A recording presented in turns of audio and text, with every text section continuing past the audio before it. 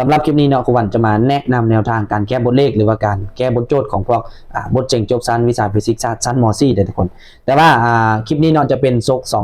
2016-17นะทุกคนนะเดี๋ยวเราจะมาเบิ่งนำกันเนาะทุกคนว่าจะเป็นอะไรเริ่มจากข้อหนึ่งเลยเนาะเพื่อนว่าดอกไฟอันนึงมีเครื่องหมาย2โวลต์แล้วก็4วัตต์นะทุกคนมีความต้านเท่าไหร่คุณถามหานะเนาะเนาะแล้วครูวันขอย้ำให้น้องๆเข้าใจนึงคือว่าโจทย์ข้อนี้นะทุกคนนะเนื้อในบทเรียนของมันจะอยู่บทที่15ตามปึมแบบเหียนเด้อเนาะเขาก็มาเขียนว่าเฮาซิ่งที่ฮู้มีอย่างแน่ทุกคนนะเฮาจะเขียนฮู้เนาะเพราะว่าบทโจทย์พวกนี้ทุกคนเฮาจะบ่ได้เขียนละเอียดเด้อเพราะว่าหยังเพราะว่าบทโจทย์การเสี่ยงจบสั้นเนี่ยมันจะเป็นบทโจทย์ปรานัยเนาะฉะนั้นเราต้องการแต่คำตอบของมันบ่เขียนละเอียดก็ได้นะมาเบิ่งเนาะ2โวลต์เป็นอย่างทุกคน2โวลต์ก็คือผลลบของมันนะคือ U นั่นเองเนาะเรา2โวลต์เนาะแล้วก็4วัตต์เป็นอย่าง4วัตต์ก็คือกำลัง P ของมันเนาะทุกคน4วัตต์เนาะแล้วก็ให้เพิ่นขอโทษเนาะเพิ่นให้2หาเป็นอย่างแม่นเนาะความต้านเนาะเท่าใดประมาณนี้นะจบเนาะสำหรับสิ่งที่ฮู้บัดนี้เนาะเฮาก็เขียนว่าเฮาซอกอย่างทุกคนเฮาซอกหาเนาะเท่าใดนี่ประมาณนี้เลยนะเฮาก็จากสูตรเลยทุกคนเนาะง่ายๆตัวนี้นะจากสูตรเพิ่นจะมีสูตรแบบนี้เด้อทุกคนได้P เนาะเท่ากับ U ยกกำลัง2ส่วน R เนาะเอาก็ถอน R ได้เลยเนาะถอน R ก็จะเท่ากับ U ยกกำลัง2นะส่วนกับ P แทนค่าเข้าไปตามปกติทุกคนเนาะ U แม่น2มันว่าทุกคนจะกลายเป็น2ยกกำลัง2ส่วนให้ P เป็น4เนาะฉะนั้น2ยกกำลัง2ก็ออกอย่างทุกคนออก4เนาะ4หาร4ก็เท่า1นั่นเองนะง่ายๆแบบสวยๆเนาะทุกคนข้อนี้นะ1 โอห์มเนี่ยจบแล้วเนาะมาเบิ่งดูข้อที่ถูกต้องเป็นข้อใดเป็นข้อของใครเท่านั้นเองนะโอเคคิดออมเอาไว้จบทุกคนข้อที่1ประมาณนี้เนาะบัดนี้ต่อมาทุกคนมาเบิ่งข้อที่2เนาะสำหรับข้อที่2เนี่ยทุกคนเด้อเนื้อในของมันนะก็จะอยู่ในบทที่15ตามปึ้มแบบเหียนคือกันเนาะเดี๋ยวเรามาเบิ่งกันเลยคำถามเพิ่นว่าจังซี่เตาไฟฟ้าหน่วยนึงมีกำลังไฟฟ้าแม่น 1,000 วัตต์ทุกคนนะถ้าใช้เตาไฟฟ้านี้เนาะ1 ชั่วโมงมันจะใช้พลังงานไฟฟ้าเท่าใดเนาะมาฮอดวันนี้ทุกคนกูวันจะย้ำให้น้องเข้าใจเพิ่มเติมก็คือว่าโจทย์เนาะเกี่ยวกับแรงงานไฟฟ้าเนี่ยนะทุกคนได้หรือว่าพลังงานไฟฟ้าเนี่ยนะถ้าน้องๆได้ยินคำว่าเพื่อให้ซอกหาพลังงานไฟฟ้าเนาะหรือว่าแรงงานไฟฟ้ามันแม่นอันเดียวกันเด้ออันนี้ให้น้องๆจื้อเนาะวันนี้มาทุกคนมาเบิ่งเนาะเฮาฮู้อย่างแน่เขาเขียนมานะอย่างแรกเพิ่นให้กำลังไฟฟ้ามาแม่น 1,000 วัตต์เนาะโอเคนี่แล้วก็เพิ่นบอกว่าเฮ้ยถ้าใช้เตานี้1 ชั่วโมงเนาะ1 ชั่วโมงก็คือเวลาในการใช้เตาหน่วยนี้เด้อทุกคนเด้อก็คือ G time นั่นเองเนาะเท่ากับ1h หรือว่า1 ชั่วโมงทีนี้บัดนี้ทุกคนให้น้องจื้อจังซี่เนาะโจทย์เนาะที่เกี่ยวข้องกับพวกการซอกหาค่าของแรงงานไฟฟ้านี้เนาะถ้าหากว่าเนาะทุกคนโจทย์ข้อนี้หากบ่เกี่ยวกับการเสียเงินค่าไฟฟ้าเนาะหรือว่าเพิ่นบ่ถามหาว่าเฮ้ยเราจะต้องเสียเงินค่าไฟฟ้าเท่าใดแม่นหยังเนาะเวลาของมันส่วนหลายเพิ่นให้มานี่เนาะเป็นชั่วโมงก็ยากเป็นนาทีก็ยากเราต้องปรับให้เป็นวินาทีคือกับข้อนี้เด้อทุกคนเด้อตัวนี้เนาะ1 ชั่วโมงก็จะ 3,600 วิประมาณนี้เลยเนาะแล้วก็ตัวที่เพิ่นให้ซองหาเป็น W เนาะพลังงานไฟฟ้าหรือว่าแรงงานไฟฟ้าเนาะประมาณนี้ง่ายๆทุกคนแล้วบัดนี้มันมีโจทย์ขอโทษเนาะแล้วบัดนี้มันมีสูตรง่ายๆจังซี่เด้อทุกคนเด้อเนาะเอาเขียนว่าซอกก่อนเนาะซอกหา W เท่าใดเนาะเพิ่นจะมีสูตรจังซี่เนาะมีสูตรว่า W นี่นะมันจะเท่ากับ P คูณที่เด้ทุกคน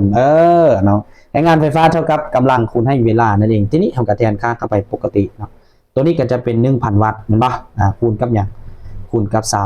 3,600 วินั่นเองเนาะเวลาคูณก็ง่ายๆเด้อทุกคนเด้อเวลาคูณเราจะคูณให้ไวก็เอา36นี่คูณ1ก่อนก็เป็น36เนาะแล้วก็มาเบิ่งเนาะห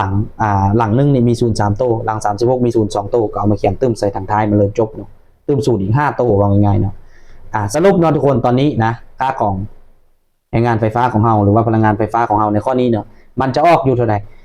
3,600,000 ยูนนั่นเองเนาะมันก็คือข้องงัวนั่นเองเด้อทุกคนเด้อข้อถูกต้องของมันนะเอาก็อ้อมเอาแบบนี้จบเนาะสวยๆเนาะข้อ2มาต่อข้อ3กันนะทุกคนข้อ3บัดนี้เนาะสำหรับข้อ3เด้อทุกคนข้อนี้เนื้อในบทเรียนมันจะอยู่ในบทที่12เด้อสำหรับการต่อวงจรเครื่องต้านไฟฟ้าเด้อประมาณนี้เอามาเบิ่งนำกันว่าฮู้อย่างแน่เพิ่นบอกว่าเครื่องต้านไฟฟ้า3อันเนาะคือ R1 R2 R3 นี่เท่า3โอห์มนะทุกคนเท่ากันเลยเนาะR3 ตัวนี่นะบัดนี้เพิ่นว่า ต่อขนานกันแล้วเนาะต่อเรียนกับ R เนาะทุกคนต่อเรียนกับความต้านอีกตัวนึงที่มีความค่าความต้านเป็น4โอห์มประมาณนี้เนาะมันถามว่าความต้านรวมมีเท่าใดหรือว่าง่ายว่าจากรู้ว่าความต้านรวมของวงจรนี้มีเท่าใดนะทุกคนทีนี้เราก็เขียนมาเลยเนาะเอาฮู้อย่างแน่นะเอาฮู้เป็นอย่างค่าของ R1 เนาะเท่า R2 เท่ากับค่าของ R3 เท่าอย่างเท่ากับ3โอห์มเนาะทุกคนเท่ากับ3โอห์มนะแล้วทีนี้เนาะเพื่อนมี R อีกตัวนึงเพื่อนให้มาเป็นค่าของมันเป็น4โอห์มเนาะประมาณนี้นะแล้วก็เพื่อนจากได้ว่าเฮ้ยไอความต้านรวมของวงจรนี้เป็นเท่าใดเนาะทุกคนประมาณนี้นะอันนี้โดยทุกคนก็จะไปซอกหาความต้านรวมนี่นะควรแนะนำให้น้องๆไปซอกหาค่าของ R123 นี่รวมกันก่อนเนาะเพราะว่า R123 นี่มันเป็นการต่อขนานกันเองเพิ่นบอกอยู่ในนี้แล้วเนาะฉะนั้นเราก็จะไปซอกค่าของ R123 ตามสูตรของการต่อความต้านในวงจรต่อขนานนะทุกคนเราจะเขียนว่าเฮ้ยเราซอกหานะเราซอกหา R เนาะ1 2 3นี้เนาะมันเท่าใดเดี๋ยวทุกคนเขาจะมีสูตรจังซี่เดี๋ยวทุกคนเนาะจากสูตรเนาะจากสูตร 1 ส่วน R123 เนาะอันนี้คือสูตรของการต่อความต้านในวงจรต่อขนานนะทุกคนเท่ากับ1ส่วน R1 เนาะบวกกับ1ส่วน R อย่าง R2 แล้วก็บวกกับ1ส่วน R3 เนาะโอเคทุกคนทีนี้เนาะเราก็แทนค่าเข้าไปปกตินะทุกคนเรารู้เลยว่าเฮ้ย R3 ตัวนี้มีค่าเท่ากันเท่ากับ3โอห์มเนาะตัวนี้ก็จะกลายเป็นอย่าง1ส่วน3บวกกับ1ส่วน3เนาะบวกกับ1ส่วน3นะทุกคนเด็กประมาณนี้เนาะอันนี้ก็ง่ายๆเนาะบัดนี้กรณีนี้เนี่ยทุกคนบอนนี่เนี่ยเนาะมันก็คืออย่างมันก็คือการบวกเลขส่วนที่มีพูดคือกันเป็นบ่เราก็จะเอาจำนวนพูดบวกจำนวนพูดแล้วก็หักษาพูดเอาไว้เนาะง่ายๆนะตัวนี้ก็จะกลายเป็น1ส่วนเนาะ1 2 3นี้จะเท่ากับอย่าง3เนาะส่วน3เด้อทุกคนทีนี้เนาะทุกคนที่จริงแล้วนะเนาะอันนี้มันก็มีหลักการคณิตศาสตร์อยู่เนาะที่จะอธิบายให้น้องเข้าใจง่ายๆแต่ว่าตัวนี้ครูอันจะขอเว้าย่อๆเด้อทุกคนเมื่อเราเห็นโจทย์เราเป็นแบบนี้ปุ๊บเนาะทุกคนเนาะแล้วทีนี้เนาะ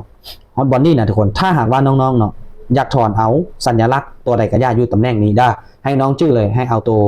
ลูมขึ้นเทิงและเอาตัวเทิงลงมาลูมปีนกันแต่ตัวนี้เนาะทางน้องๆสงสัยว่าครูอันโบปีนก็ได้บอกเพราะว่ามันคือเลข3คือกันเนาะแม่นสำหรับข้อนี้โบปีนก็ได้มันจะออกคือกันแต่ว่าเด้อทุกคนแต่ว่าถ้าหากว่าตัวเลขมันบ่คือกันเด้แบบนี้นะเนาะมันก็จะผิดไปเลยได้เนาะถ้าในกรณีนี้เราเอาตัวเทิงหารตัวลุ่มแบบนี้เลยมันจะผิดเลยเนาะทุกคนฉะนั้นเนาะความจริงมันก็คือเอาตัวลุ่มขึ้นเทิงตัวเทิงลงลุ่มประมาณนั้นเนาะถอนเอา R1 2 3นะมันก็จะเท่ากับ3ตัวลุ่มเอาขึ้นเทิงเนาะ3ตัวเทิงเอาลงลุ่มนะมันก็จะเท่า1โอห์มอันนี้ให้น้องชื่อเด้อเนาะข้ออื่นก็ปฏิบัติแบบนี้เด้อหรือว่าน้องๆคนใดยังบ่เข้าใจถามมาในคอมเมนต์ก็ได้เนาะเดี๋ยวครูวันจะแนะนำให้ว่าเป็นอย่างต้องปีนนะทุกคนเด้อประมาณนั้นเอาได้ตัวนี้แล้วปุ๊บวันนี้เรากลับไปซอกหาตัวที่เราต้องการเลยทุกคนนะเอากลับไปซอกหาอย่างไปซอกหา R รวมของเราเลยเนาะแน่นอนทุกคนเมื่อ R 1 2 3มันต่อขนานกันแล้วมันพัดต่อเรียนกับ R ตัวนี้เนาะแสดงว่า R รวมของเรานะทุกคนในวงจรต่อเรียนเนาะก็จะเอามาบวกกันเลยจบง่ายๆเนาะจะเป็น R 1 2 3นะบวกกับอย่างบวกกับ R นะทุกคนถ้าเอาแทนค่าเข้าไปก็จะเป็นอย่าง1บวกกับอย่าง1บวกกับ4หมดทุกคนแป๊บเดียวนะวันลบอันนี้น้อยนึงเนาะ1บวก4เนาะก็จะเท่า5โอห์มนั่นเองเลยทุกคนเนาะ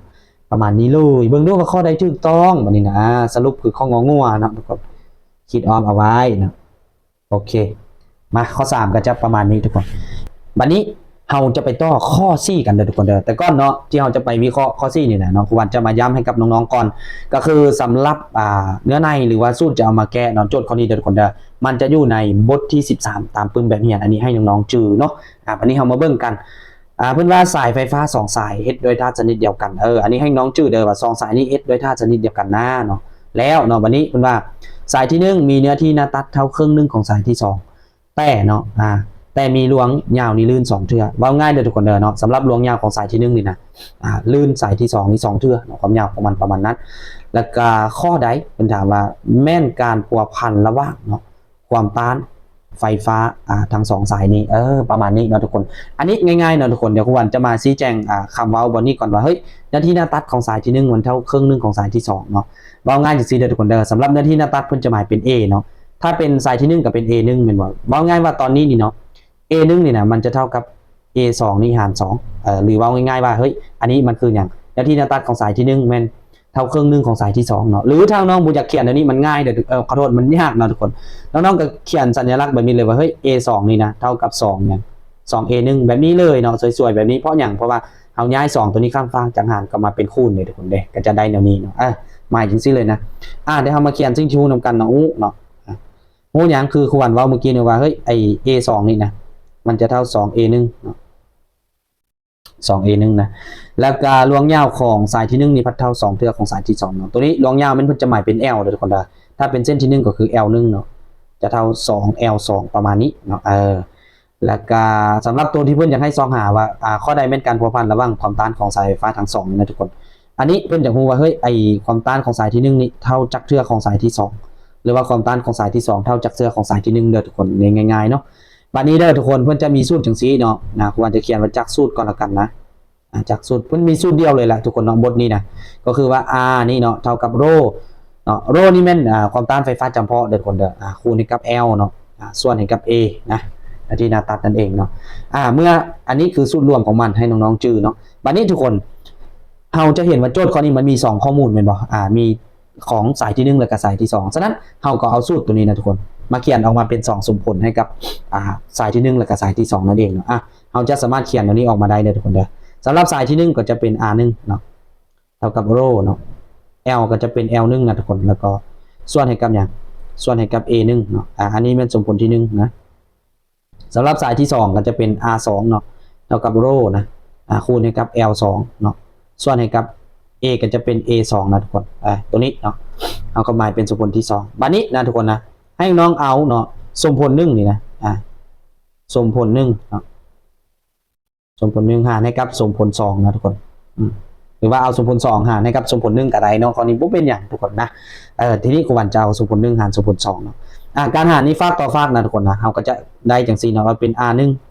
หารให้กับ R2 เนาะแล้วก็เท่ากับหยังฟากนี้เดี๋ยวครูวันยับลงหน่อยนึงก่อนนะประมาณนี้เนาะจบไปสำหรับฟากนี้มาเบิ่งฟากนี้เนาะก็เอาข้อมูลของขอโทษเนาะก็เอาข้อมูลของตัวนี้ทุกคนหารให้ข้อมูลของตัวนี้ทีนี้เนาะด้านนี้ก็จะกลายเป็นโรนะโรคูณกับอย่าง L1 เนาะส่วน A1 เนาะทั้งหมดนี้หารให้กับอย่างโรคือกันเนาะคูณให้กับ L2 ส่วนกับ A2 ประมาณนี้เลยนะทุกคนทีนี้เนาะโรตัวนี้นะทุกคนเนาะให้ชื่อเนาะเพิ่นบอกว่าเฮ้ยสาย2สายนี่นะมันเฮ็ดด้วยอย่างมันเฮ็ดด้วยธาตุชนิดเดียวกันฉะนั้นโรของมันจะเท่ากันเนาะก็คัดออกไปเลยเด้อทุกคนทีนี้เราก็มาแก้ตัวนี้เนาะใช้หลักการอย่างทุกคนในคูณในเนาะเอาลุ่มคูณขึ้นเทิงเสมอนะทุกคนนะแล้วก็นอกคูณให้นอกประมาณนี้เนาะสุดท้ายตัวนี้จะเท่ากับอย่างตัวนี้จะเท่ากับ L1 นะL1 A2 เนาะส่วนให้กับอย่างทุกคนส่วนให้กับ L2 A1 เนาะทีนี้เราก็มาเบิ่งต่อเนาะเอามาเบิ่งต่ออย่างนี้เลยนะทุกคนเนี่ยตอนนี้นะเอาหมายมาแล้วเนาะว่าเฮ้ยไอ A2 นี่มันเท่า 2A1 เนาะแล้วก็ L1 นี่มันเท่ากับ 2L2 ฉะนั้นบอลใดที่มีเนาะบอลใดที่มี L1 เนาะเราก็เอาตัวนี้มาแทนไส้เนาะบอลใดที่มี A2 เนาะเราก็เอาตัวนี้มาแทนไส้นะทุกคนง่ายๆเนาะสุดท้ายมันจะได้แนวนี้นะทุกคนเบื้องเทิงนี้เนาะจะกลายเป็นบอลใดที่มี L1 ก็จะเป็น 2L2 เนาะแล้วก็คูณให้กับบอลใดที่มี A2 ก็จะเท่ากับ 2A1 เนาะส่วนให้กับL2 เนาะA1 เนาะตัวนี้กัน A1 เห็นป่ะประมาณนี้เนาะเขาก็คัดออกไปเลยทุกคน L2 กับ L2 เนาะเห็นป่ะเมิดไปเนาะแล้วก็ตัวใดต่อเนาะ A1 กับ A1 เมิดไปเป็นบอกสุดท้ายเนาะทั้งเทิงนี้ก็จะเป็นอย่าง2คูณ2ก็จะออก4ทั้งเทิงทั้งลุ่มเหลือแต่1เนาะก็เป็น4ส่วน1ด้านนี้นะหรือว่าเราสามารถเขียนได้ว่าจังซี่เลยนะทุกคนว่าเฮ้ยไอR1 ส่วน R2 นี่นะมันจะเท่ากับอย่างเท่ากับ4เนาะเอากระถอนเอา R1 เลยนะทุกคนถอนเอา R1 เนาะเฮาก็ย้ายอย่างย้าย R2 หรือว่าพูดของมันมีข้ามฟากเนาะจากหารก็มาเป็นคูณเนาะทุกคนแสดงว่า R1 ก็จะเท่า 4R2 ได้ประมาณนี้สวยๆเนาะทุกคน4R2 นะผมเป็น 4R4 เนาะ 4R2 เด้จบไปเลยนี่ทุกคนประมาณนี้เนาะข้อนี้สวยๆเด้อ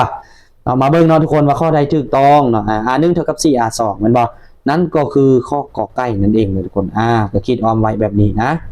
จบเลยเนาะได้แล้วเนาะสำหรับ EP นี้ทุกคนครูวันจะขอหยุดไว้ที่4ข้อนี้เด้อแล้วก็ EP หน้าเนาะก็จะต่อไปเรื่อยๆนะทุกคนโอเคสำหรับคลิปนี้ขอขอบใจทุกคน